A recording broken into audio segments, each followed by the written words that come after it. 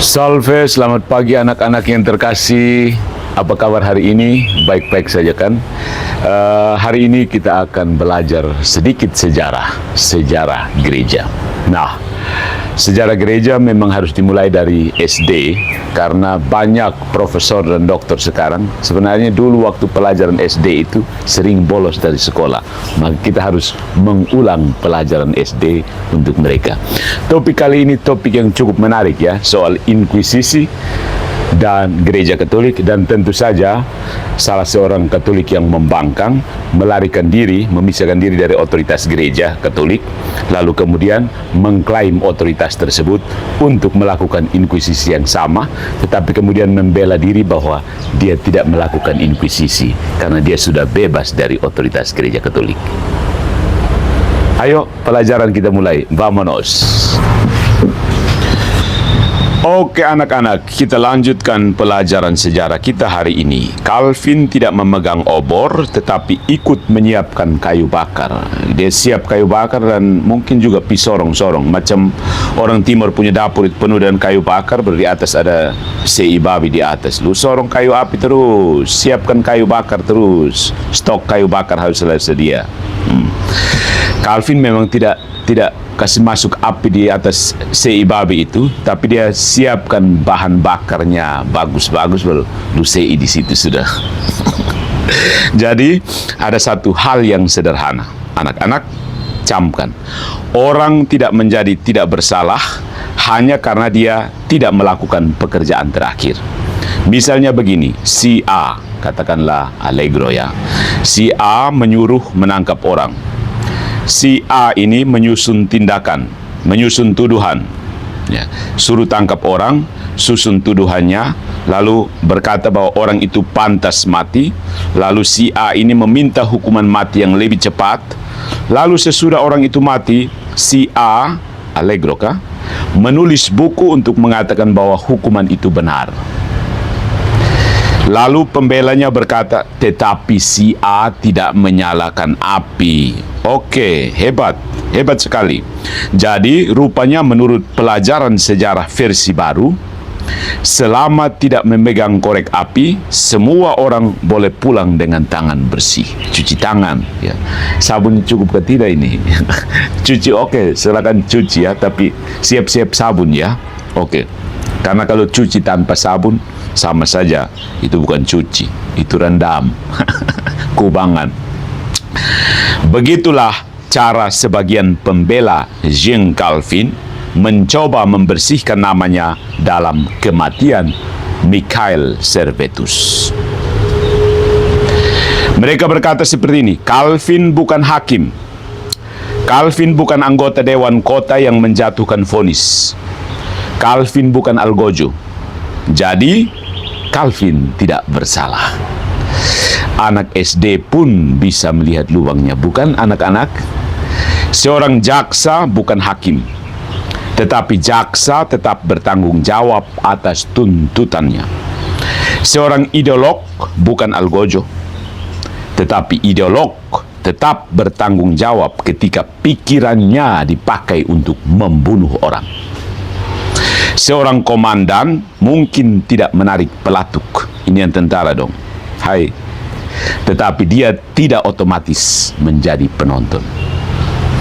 Tanggung jawab tidak hanya menempel pada tangan yang memegang pedang, kadang dia menempel pada kepala yang merancang, mulut yang menuduh, dan pena yang menyebarkan. Itu tanggung jawab, bahkan tanggung jawabnya lebih besar, bro. Ya, jadi sekali lagi, menggoreng Calvin supaya masak tidak membuatnya siap saji di meja restoran. Mari kita lihat satu persatu. Yang pertama, Calvin itu bukan penonton di pinggir lapangan pada final Spanyol dan Argentina. Ya. Pembela Calvin suka menggambarkan dia seperti orang yang kebetulan lewat. Jalan-jalan sore kebetulan lewat Servetus ada di situ. Cek ke kasmati su. Katanya, Dewan Kota Jenewa meminta pendapat Calvin karena dia ahli teologi. Calvin hanya menjelaskan kesalahan Servetus. Setelah itu, Dewan Kota mengambil keputusan sendiri. Kedengarannya polos ya, lugu begitu. Polos sekali. Masalahnya, pengaduan resmi terhadap Servetus diajukan oleh Nicolas de la Fontaine, sekretaris pribadi Calvin. Calvin berada di belakang penyusunan tuduhan teologis yang dipakai dalam perkara tersebut. Ya. Jadi Calvin bukan penonton yang membeli kacang goreng sambil menyaksikan pertandingan final Spanyol Argentina. Dia ikut membawa bola, menggambar garis lapangan, menentukan siapa lawannya, lalu berteriak bahwa lawannya harus dikeluarkan. Bukan hanya dari lapangan, tetapi dari muka bumi ini. Mengatakan bahwa Dewan Kota yang memutuskan tidak membuat Calvin lenyap dari proses itu. Ya, jadi seorang arsitek, ini analoginya, seorang arsitek tidak bisa berkata bahwa saya tidak membangun rumah itu, tukanglah yang memukul palunya. No, benar memang Tuhan tukang memukul palu, tetapi arsitek membuat gambarnya.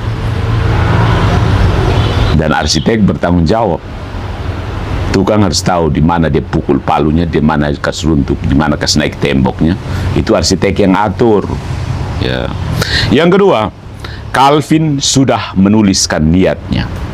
9 tahun sebelum Servetus dieksekusi, Calvin menulis kepada Guillaume Farel bahwa apabila Servetus datang ke Jenewa dan kewibawaannya masih berlaku, dia tidak akan membiarkan Servetus pergi hidup-hidup. Anak-anak, hai, mari kita membaca perlahan. Calvin tidak berkata seperti ini, semoga Servetus aman. Apa yang dia juga tidak berkata seperti ini, saya akan berusaha melindunginya. Dia mengatakan bahwa Servetus tidak akan dibiarkan pergi hidup-hidup.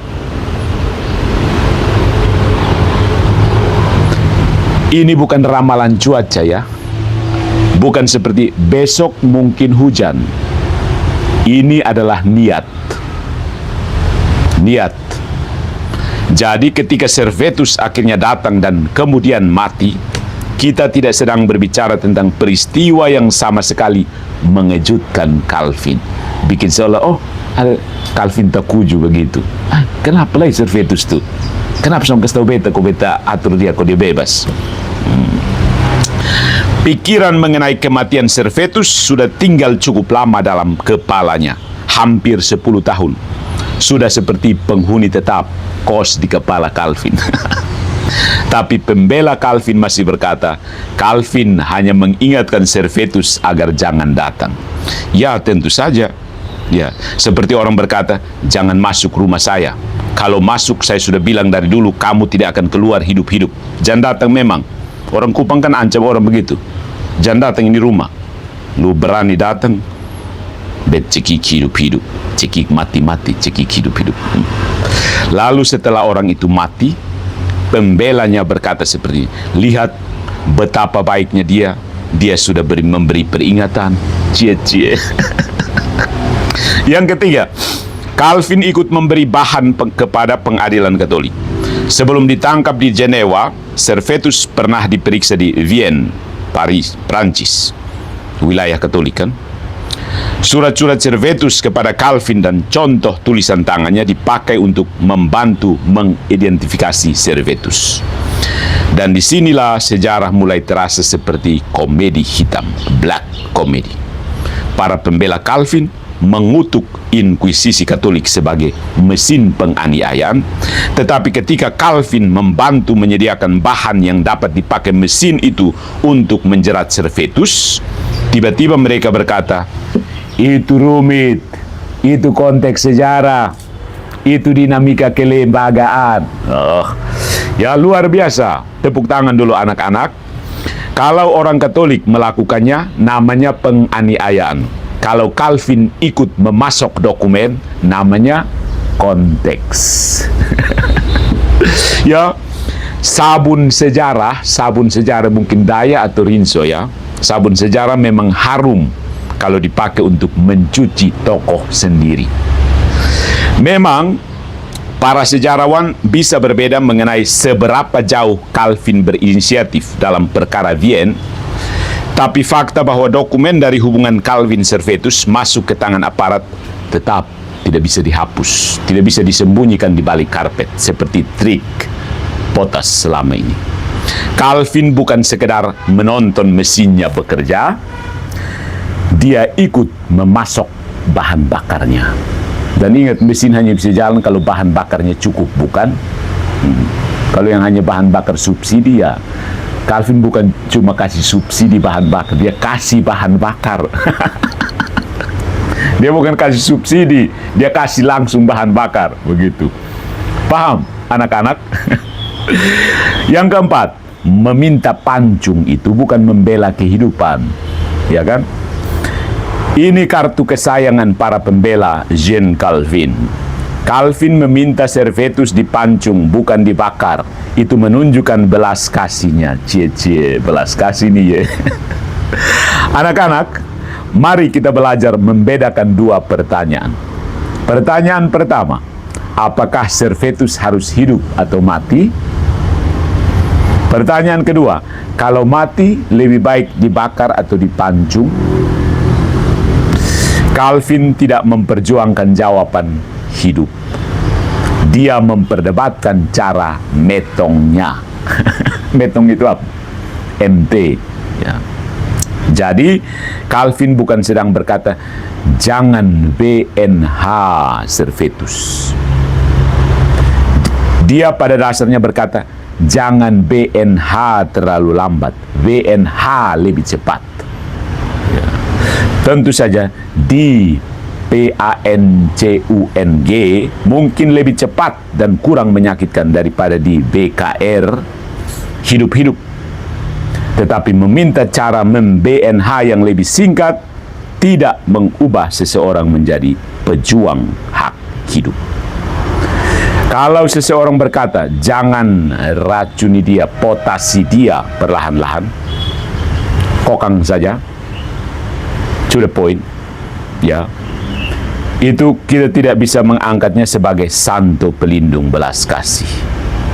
Dia mungkin memilih metode yang lebih ringan, tapi dia tetap menerima KMT-an sebagai hasil yang sah.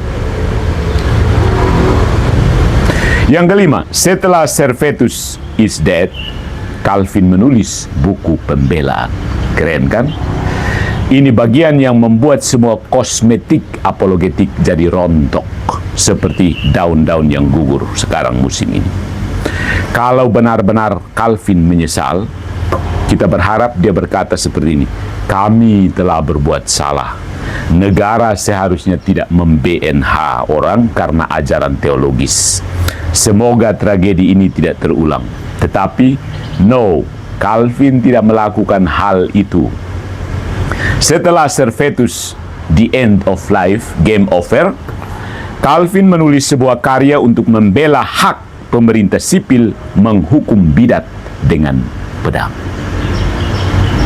Artinya, Calvin tidak sekedar terseret oleh keadaan. Dia kemudian memikirkan perkara itu, menyusun argumen, membuka kitab suci, lalu menyimpulkan bahwa hukuman terhadap bidat dapat dibenarkan. Asap pembakaran belum lama hilang, tetapi penanya sudah bekerja menjelaskan mengapa api itu sah. Itulah sebabnya pembelaan bahwa eksekusi Servetus hanyalah kekhilafan sesaat. Sonde kuat, bro. Sonde kuat. Orang yang khilaf biasanya menyesal.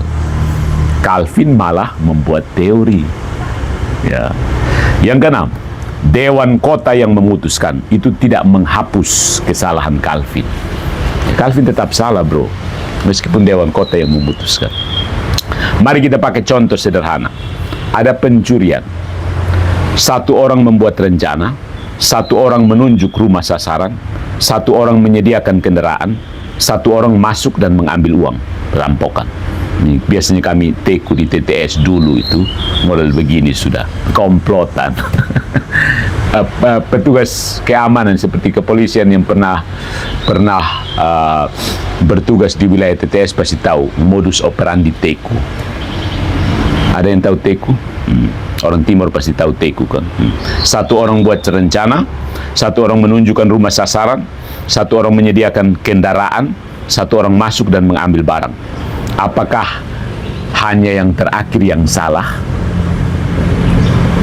Sonde toh? Demikian juga dalam perkara Servetus. Dewan Kota memiliki tanggung jawab umum karena menjatuhkan vonis. Calvin memiliki tanggung jawab lain karena ikut membentuk dakwaan, memberi dasar teologis, mendukung hukuman mati, dan membela prinsip tersebut. Tanggung jawab tidak hanya satu jenis. Ada tanggung jawab hakim, ada tanggung jawab penuntut, ada tanggung jawab intelektual, ada tanggung jawab moral. Ada pula tanggung jawab orang yang sesudah semuanya selesai, dia berkata, ya, tindakan itu memang benar, is the best. Ya, jadi hati-hati, ada banyak tanggung jawab, ada banyak modus tanggung jawab. Ya.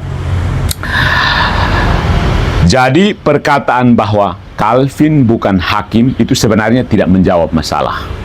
Itu hanya memindahkan perhatian. Benar, Calvin bukan hakim, yes. Tetapi siapa yang mengatakan bahwa hanya hakim yang dapat bersalah? Oke, yang ketujuh, banyak kota setuju bukan berarti bahwa tindakannya benar, ya kan?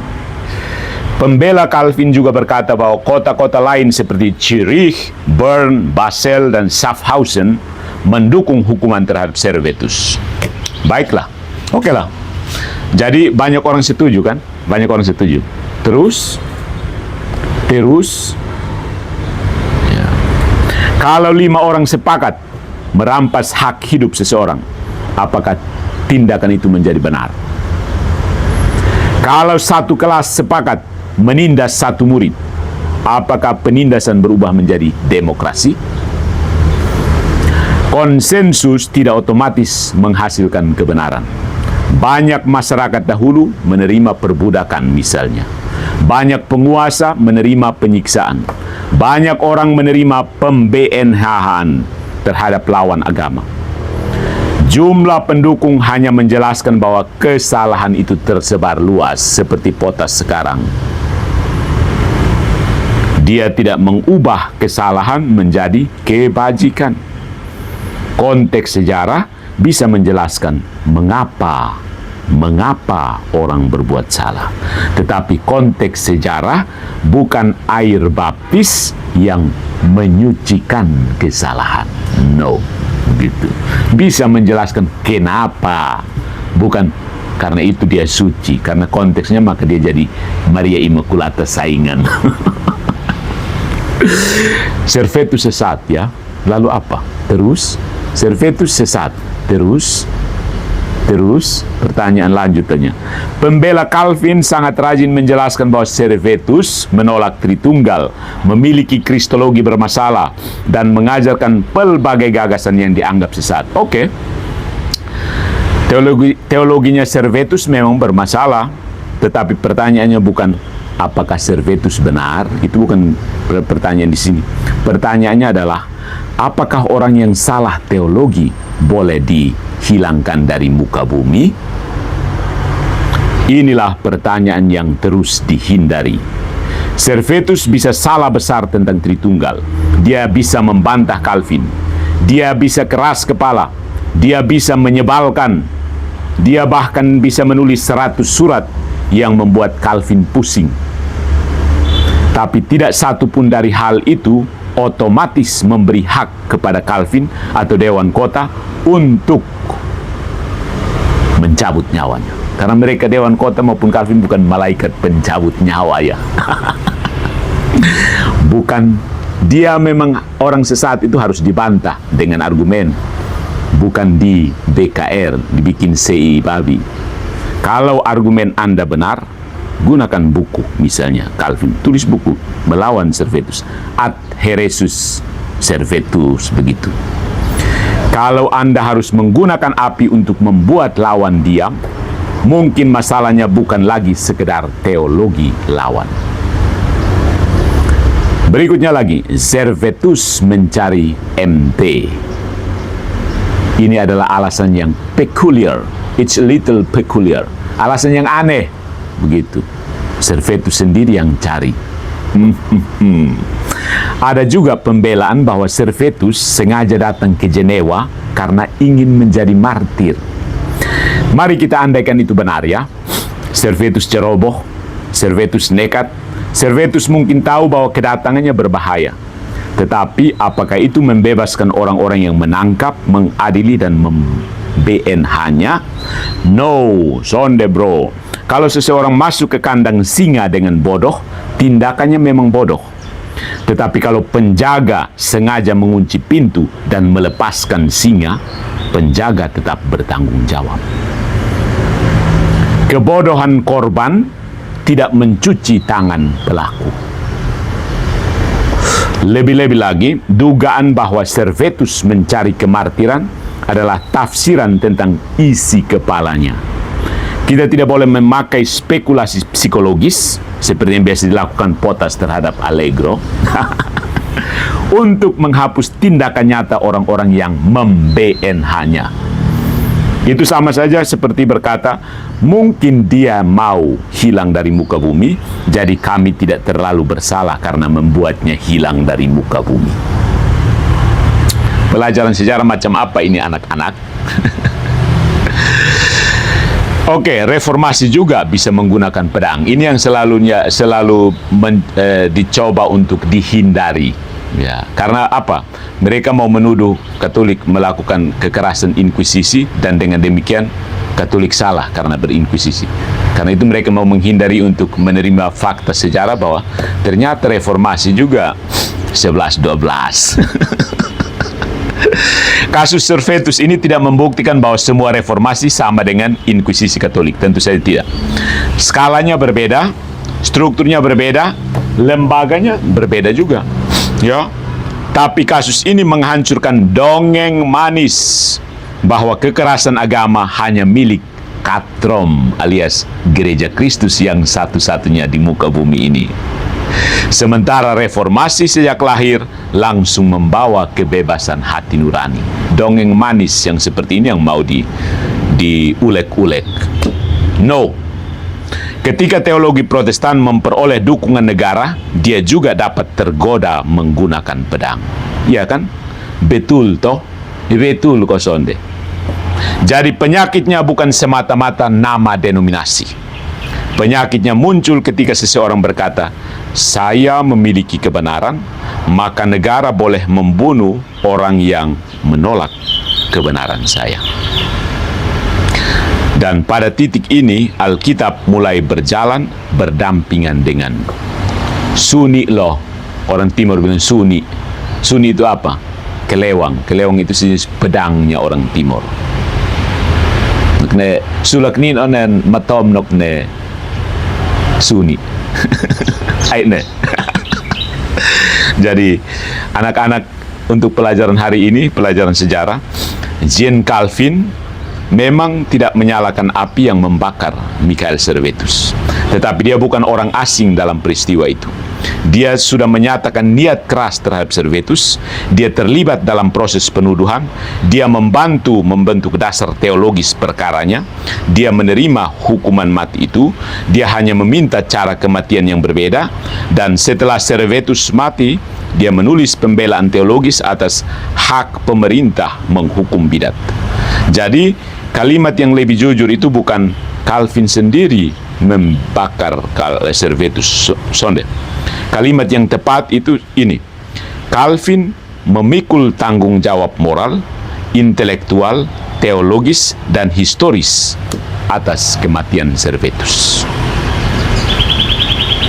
Dewan Kota menjatuhkan vonis, Algojo menyalakan api, tetapi Calvin membantu membangun jalan menuju tiang pembakaran, dan kemudian menjelaskan bahwa perjalanan menuju ke sana memang benar adanya.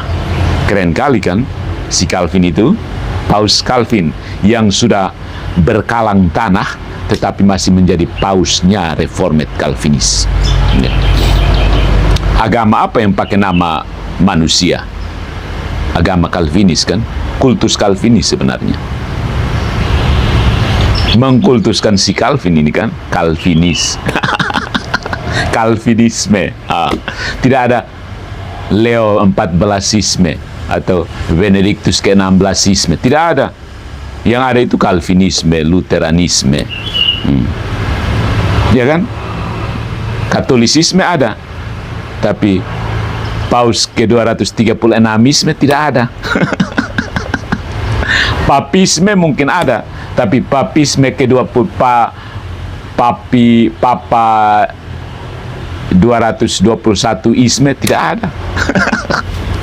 Iya kan? Paham maksudnya? Oke, belum paham ya? Oke, jadi Calvin membantu membangun jalan menuju tiang pembakaran dan kemudian menjelaskan bahwa perjalanan menuju ke sana memang benar.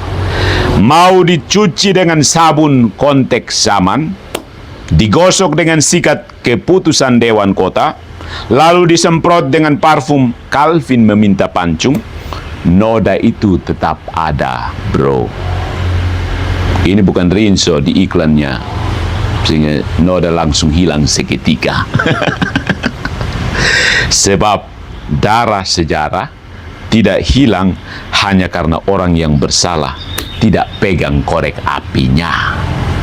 Demikian pelajaran sejarah hari ini, dan stop mengkultuskan Calvin. Keep calm and stay away from Calvinisme. Ya kan?